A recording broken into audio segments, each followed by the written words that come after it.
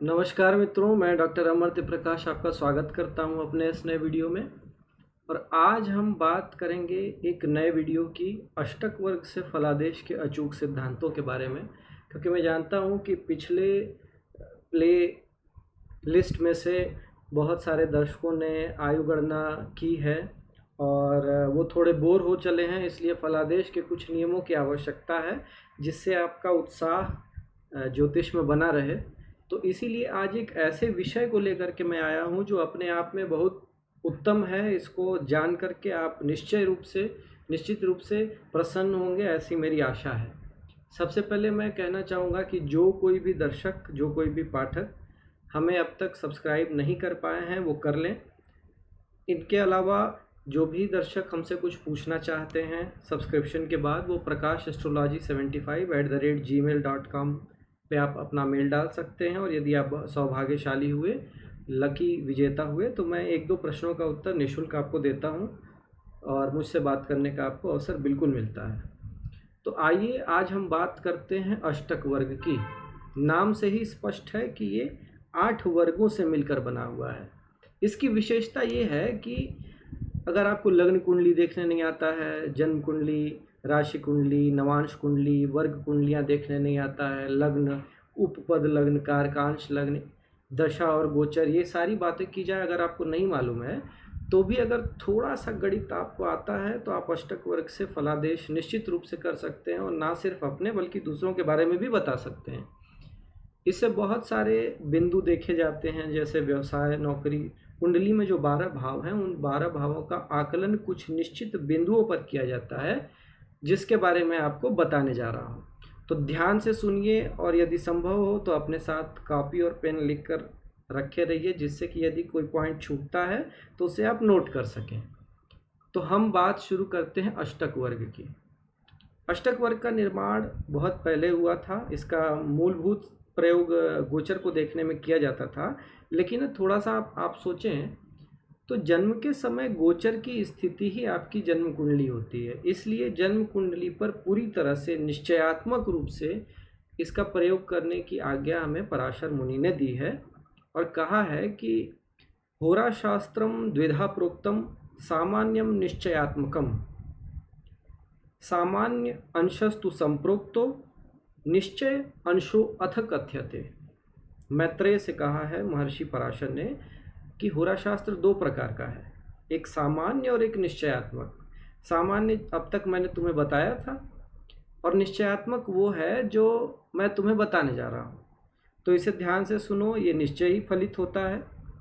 और केवल पराशर ने ही नहीं बल्कि मंत्रेश्वर ने अपनी फल दीपिका में, जीवनाथ ने जातक पारिजात में, वैद्यनाथ दीक्षित ने और बहुत सारे दैवज्ञों ने इसके बारे में कहा है और इससे फलादेश के नियमों को प्रतिपादित किया है।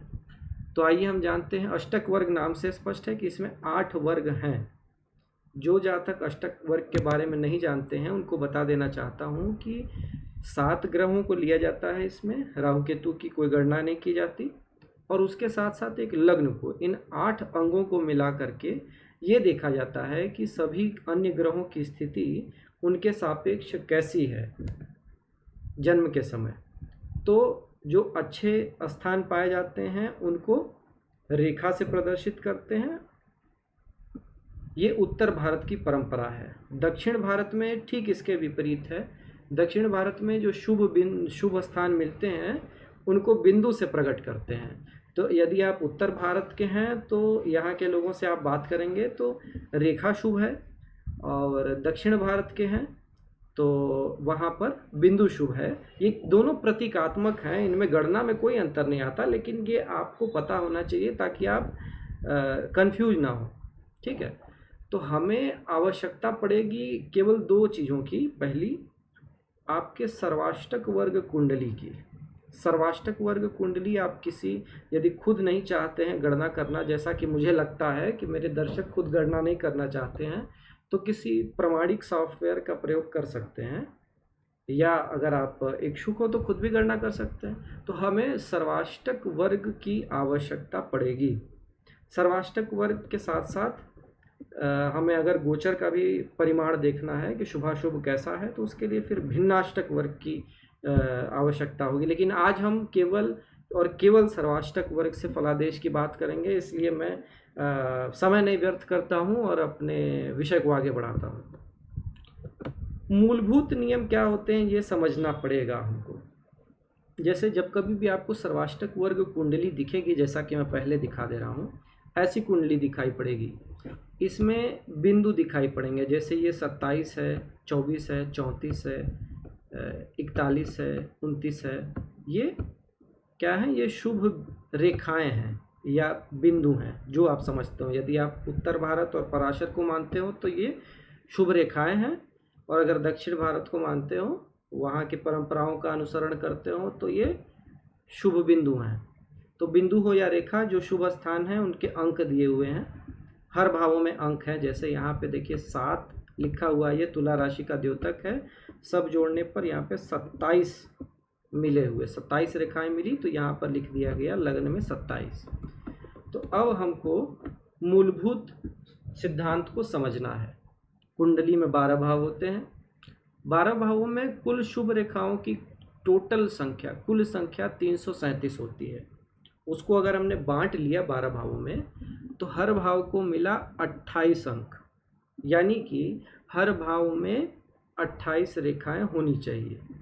तो अब एक नियम बन गया कि किसी भाव में अगर 28 या उससे अधिक रेखाएं हैं तो वो भाव की वृद्धि करता है, यानी भाव को बल देता है, फलता है, फूलता है, आगे बढ़ाता है। लेकिन अब अगर 24 से 28 हो गई तो मध्यम फल मिलता है, लेकिन कोई हानि नहीं होती है।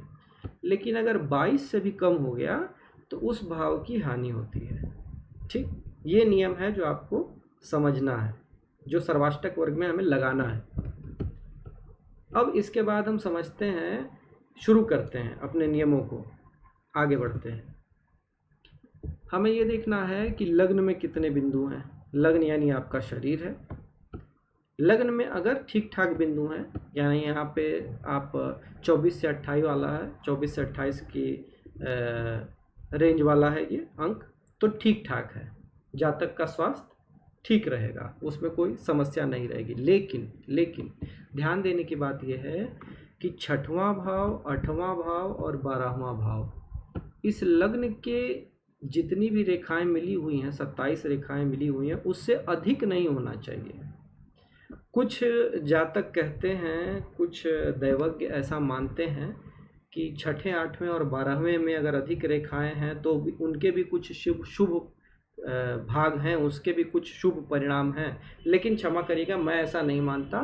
लग्न में कोई कुछ भी कहे, मैंने जो प्रत्यक्ष अनुभव किया है वही मैं आपको बताता हूँ कि लग्न में ही सर्वाधिक होना चाहिए बिंदुओं का मान, जबकि 6ठे, 8वें और 12वें में लग्न से कम ही होना चाहिए। क्यों होना चाहिए ये भी समझिए आप, क्योंकि 6वां भाव है रोग का, ऋण का, शत्रु का, तो उनका बढ़ना क्यों अच्छा है। 8वां भाव क्या है? आपकी मृत्यु का, आकस्मिक दुर्घटना का, उसको प्रबल क्यों होना चाहिए, उसको दुर्बल होना चाहिए, यानी कि उसमें बिंदुओं की संख्या कम होनी चाहिए और लग्न में बिंदुओं की संख्या अधिक होनी चाहिए। ठीक उसी प्रकार व्यय स्थान हैं, तो आप देख सकते हैं कि इस जातक में व्यय स्थान में 19 बिंदु हैं, यानी व्यय की मात्रा कम है। ये अच्छी बात है। तो हमेशा याद रखिए कि लग्न में शुभ रेखाओं की या शुभ बिंदुओं की संख्या ज़्यादा होनी चाहिए और 6ठवें, 8वें या 12वें भाव में कम होना चाहिए। ये हमेशा याद रखिए, ये पहला सूत्र है। हाँ, इसका एक अपवाद है कि मान लीजिए कि लग्न में 27 बिंदु हैं, 6ठे, 8वें में भी ज़्यादा बिंदु हैं, लेकिन उसके साथ साथ हमने देखा कि 10वें और 11वें भाव में भी ज़्यादा बिंदु हैं। 11वें भाव में देखिए आप 36 बिंदु हैं, यानी आय बहुत अच्छी है, यश बहुत अच्छा है। 10वें भाव में 28 है, प्रतिष्ठा बहुत अच्छी है। तो ऐसा कब होता है कि 6ठे और 8वें और 12वें भाव का संबंध चिकित्सा शास्त्र से होता है। जातक चिकित्सा शास्त्र का माहिर हो सकता है, लेकिन इसका मतलब ये कदापि नहीं है कि उसके रोग नहीं होंगे, उसको शत्रु नहीं होंगे, उसके ऋण नहीं होंगे और आकस्मिक दुर्घटनाओं की संभावना नहीं होगी। तो ये दोनों बातें ही एक साथ लागू होंगी, ये बात आपको समझ करके चलना है। ठीक, आगे बढ़ते हैं। लग्न और सप्तम को देखते हैं। लग्न में 27 बिंदु हैं और सप्तम में 21 बिंदु हैं।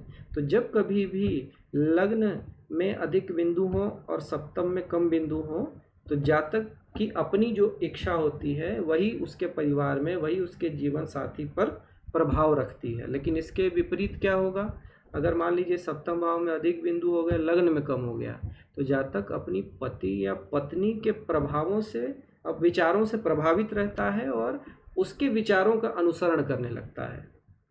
और ये केवल पति या पत्नी की बात नहीं है, ये आपका बिजनेस पार्टनर भी हो सकता है जिसके साथ आप बिजनेस कर रहे हैं। तो ये समझना चाहिए। अब बात आती है पंचम भाव और सप्तम भाव।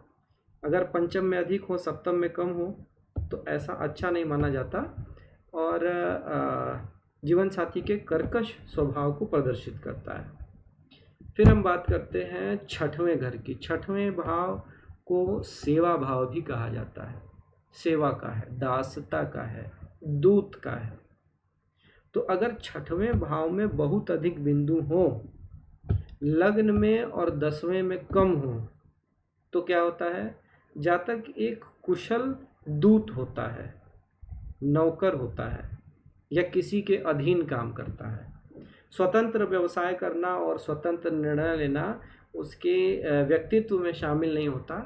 उसको किसी का आवरण चाहिए अपना कार्य करने के लिए, यानी वो दिशा निर्देश का बहुत सुगमता से पालन करता है, लेकिन वो किसी न किसी की नौकरी ही करता है, ऐसा मानना चाहिए। और छठवां भाव पशुधन का भी है, मातुल से मिलने वाले लाभ का भी है, तो उसे मातृपक्ष से लाभ भी मिलता है, दुधारे पशुओं का भी लाभ मिल सकता है, नौकरों का भी लाभ मिल सकता है और सिक्योरिटी गार्ड जैसा काम भी वो कर सकता है। लेकिन वो दूसरे की ही नौकरी करता है, वो स्वतंत्र व्यवसाय नहीं करता, ब्याज पर पैसा भी चला सकता है। लेकिन ये सारी बातें याद रखनी चाहिए। ठीक, अब हम बात करते हैं कि दशम भाव, एकादश भाव और द्वादश भाव। ठीक, तो जैसा कि मैंने बताया, दशम भाव आपकी प्रतिष्ठा का है, आपके कार्य करने की मात्रा का है कि आप कितनी मेहनत करते हैं और आपकी कितनी प्रतिष्ठा है। तो अब अगर 28 बिंदु हैं तो आपकी अच्छी प्रतिष्ठा है, आप अच्छा काम करते हैं, आप पदासीन हैं। ठीक, एकादश दशम से ज़्यादा है यानी 36 है, यानी जितना आप काम करते हैं उससे कहीं अधिक आपको आमदनी होती है और उसका यश मिलता है। लेकिन यहाँ पे देखिए कि नवम भाव में 10वें से कम है, यानी कि आपको भाग्य का साथ नहीं मिलता है। जब कभी भी बात आती है कि भाग्य का सहयोग मिले तो ऐसा नहीं मिल पाता है, क्योंकि ये एकादश से एकादश भी होता है। भवाद भावम के सूत्र से नवम भाव एकादश से एकादश होता है। इसलिए जातक को हमेशा यश की पूर्ति में, मन की इच्छाओं की पूर्ति में कहीं न कहीं कमी दिखती रहती है। भले ही वो आमदनी ज़्यादा है, प्रतिष्ठा ज़्यादा है, लेकिन कुछ न कुछ इच्छाएं बची रहती हैं। और नवम भाव धर्म का है, पिता का है, गुरु का है, तो इनका सहयोग थोड़ा कम ही मिल पाता है। धर्म को छोड़ करके दूसरे धर्म का अवलंबन करना भी ऐसी स्थिति में देखा गया है। तो ये बात आपको ध्यान रखनी चाहिए। तो हमेशा दशम भाव में से ज़्यादा एकादश भाव में होना चाहिए, द्वादश भाव में इनसे कम होना चाहिए, और लग्न की अपेक्षा छठे, 8वें और 12वें में कम रेखाएं होनी चाहिए, ऐसा ही शुभ माना जाता है। अब आप बात करते हैं कि 24 बिंदु हैं, ठीक ठाक बिंदु हैं, तो अच्छा वक्ता होगा, यानी जो अपनी बात कहेगा वो ठीक से कहेगा। वही अगर 15 बिंदु से कम होने लगते हैं तो जिसे आप कहते हैं स्टैमरिंग, यानी बातों में तुतलापन होता है, लड़खड़ाता है, स्पष्ट बात नहीं कह पाता है, कहीं ना कहीं असंगत वाणी होती है। तीसरा जो है आपके भाई बहनों के सहयोग का है, आपके पराक्रम का है, ठीक ठाक है, जैसा कि आप देख सकते हैं। चौथा भाव जो है भूमि, भवन और सवारी का है, तो उसमें ज़रूरत से ज़्यादा बिंदु हैं। तो भूमि, भवन और सवारी का समुचित प्रयोग और सुख इस जातक को मिलता रहा है। हाँ, ये बात जरूर है कि स्वास्थ्य को लेकर, शत्रुओं को लेकर और आयु को लेकर ये थोड़ा सा शोचनीय है, निश्चित रूप से। अब हम बात करते हैं कि आयु खंडों की। कैसे समझें, कैसे जानें कि कौन सा भाग अच्छा रहेगा जीवन का और कौन सा भाग बुरा रहेगा। तो इसके दो नियम हैं। जैसे ये लग्न है, लग्न यानी पहला भाव, 1 2 3 4, ये जो 1 से लेके 4 तक के भाव हैं, ये आपकी बाल्यावस्था है। फिर ये 5वें से लेकर 5, 6, 7, 8 ये आपकी मध्यावस्था है, यानी बीच की अवस्था है, यानी जब आप जवान हैं। और 9वीं से लेकर के 12 तक क्या है, वृद्धावस्था है। ये 3 खंड हैं अगर आप ऐसे माने। और अगर 4 भाग में जोड़ना चाहते हो तो 3-3 भाव को लेकर के 4 भाग में जोड़ लें। तो इनके टोटल बिंदु आपको देखने हैं कि 1, 2, 3, 4 ये टोटल कितने रेखाएं या बिंदु हुए, यानी 27, 24, 34 और 41 को जोड़ लीजिए। ठीक इसी प्रकार 29, 21 और 29 को जोड़ लीजिए। और इसी तरह तीसरा भाग हुआ 20, 28, 36 और 19 को जोड़ लीजिए। देख लीजिए कि किस भाग में सर्वाधिक शुभ रेखाएं आ रही हैं या बिंदु आ रहे हैं। मान लीजिए कि पहला भाग अगर बहुत अच्छा है, तीसरा भाग बहुत अच्छा है, दूसरा भाग थोड़ा कमज़ोर है, तो इसको क्या कहते हैं, इसको कहते हैं डामर योग। डामर योग में क्या होता है, जब जैसे जैसे जातक की आयु वृद्धावस्था की ओर जाती है वैसे वैसे उसे सुख मिलने लगता है। अब अगर ये बीच वाला जो मध्य वाला पोर्शन है, यानी 5वें से लेकर 8वें तक, इसमें अगर सर्वाधिक बिंदु हैं, बाकी दोनों में कम है, तो इसको मध्यल योग कहते हैं। मध्यायु में वो पूरा सुख भोगता है। ठीक, वैसे ही एक काहल योग होता है, यानी पहले खंड में कम है, दूसरे में उससे ज़्यादा है और तीसरे में उससे ज़्यादा है। तो काहल योग में क्या होता है, जैसे जैसे उसकी आयु बढ़ती है वैसे वैसे उसका सुख भी बढ़ता है। तो ये सारी चीज़ें हम अष्टक सामुदायिक अष्टक वर्ग से देख सकते हैं। एक और बात, यदि कुछ छूटा ना हो तो हाँ, बचत और आमदनी के बारे में बताना है और स्थिरता के वर्षों के बारे में बताना है। ठीक है, तो ये है आमदनी का और ये है व्यय का। व्यय में अगर आमदनी से ज़्यादा हो तो व्यक्ति जितना कमाता है उससे अधिक खर्च कर देता है, और अगर व्यय में कम है, जैसा कि इस कुंडली में आप देखते हैं, जैसा कि व्यय में कम है और आय के स्थान में ज़्यादा है अंक, तो ये आमदनी ज़्यादा होती है और व्यय कम होता है। ठीक, ये जातक मेहनत कितनी करता है ये आप इस 28 बिंदु से समझिए। पाता कितना है उसका परिणाम आय के रूप में, इसे 36 से समझिए। और व्यय कितना करता है उसको समझिए आप 19 से। ठीक, लेकिन लग्न का बल हमेशा अच्छा होना चाहिए, तभी चीज़ें फलित होती हैं। एक और विषय आता है कि कब स्थिरता के वर्ष होंगे। तो आप ऐसे समझिए कि यदि आपको स्थिरता नहीं मिली है जीवन में, अभी अपने जीवन में, तो आप समझिए कि ये जो लग्न का अंक है ना 27, इतने वर्ष बीत जाने पर, यानी 27वां वर्ष जैसे ही बीतेगा, आप अनुभव करेंगे कि आपके जीवन में स्थिरता आना शुरू हो गई है। ठीक वैसे ही 27 में फिर हम 12 जोड़ते जाते हैं, क्योंकि 12 वर्षों में ही बृहस्पति का गोचर फिर इसी स्थान पर होता है। तो 12 इसमें जोड़ेंगे तो कितना होगा, 27, 10, 37, 37 और 2 39, यानी 39 वर्ष में फिर अनुभव होगा इस बात का। फिर 12 वर्षों को जोड़ देंगे तो उसका अनुभव होगा। ठीक है, तो 27 वर्ष में स्थिरता आती है। जो लग्न के अंक होते हैं उन्हीं के गुणक में, उन्हीं के 12 के गुणक या उसी वर्ष से मिलना शुरू होता है। ठीक उसी तरह समझना चाहिए कि अब 6वें में 29 वर्ष हैं और 8वें में भी 29 वर्ष हैं, तो 29वां वर्ष रोग के लिए, ऋण के लिए, 29वां वर्ष आयु के लिए और आकस्मिक दुर्घटनाओं के लिए ठीक नहीं है। इन वर्षों में ही सतर्कता बरतने की आवश्यकता है। अष्टक वर्ग का एक और खंड वाला प्रकार है जो ब्रह्मयामल नामक तंत्र में दिया हुआ है। ब्रह्मयामल ग्रंथ है जिसमें जो खंड विचार है वो राशियों के आधार पे है कि मीन राशि से लेकर, यानी यहाँ 12 लिखा है ना, ये मीन राशि, मीन, मेष, वृष और मिथुन, ये हो गया एक खंड। दूसरा खंड क्या हुआ, 4, 5, 6, 7, यानी कि कर्क, सिंह, कन्या और तुला। और तीसरा खंड क्या हो गया, वृश्चिक, धनु, मकर और कुंभ। तो जन्म के समय पहला खंड हम देखते हैं 12 मीन से लेकर के मिथुन तक, ये पहला खंड है, ये बाल्यकाल है। ठीक उसी प्रकार 4 से लेकर के 8 तक देखते हैं, कर्क से वृश्चिक तक, ये दूसरा भाग है। और तीसरा भाग देखते हैं जब हम वृश्चिक से लेकर के कुंभ तक है। तो ऐसा ही अन्य लोगों का भी मत है, जीव शर्मा का मत है, देवशाल जातक का मत है, बहुत सारे लोगों का मतांतर बहुत सारे हैं। आपको ये ध्यान रखना है कि जो मुख्य बिंदु मैंने बताए हैं वो हमेशा आपको प्रयोग में लाना है। और अगर आप चाहते हैं कि ये भी जानना कि हर दिन कैसा है, हर मास कैसा है, तो जैसे ये समुदाय अष्टक वर्ग है या सर्वाष्टक वर्ग है, वैसे ही अलग अलग ग्रहों के भिन्नाष्टक वर्ग भी होते हैं, जिन पर यदि मुझे समय मिला तो मैं ज़रूर बनाऊंगा, और आपकी इच्छा रही तो उस पर भी ज़रूर बनाऊंगा।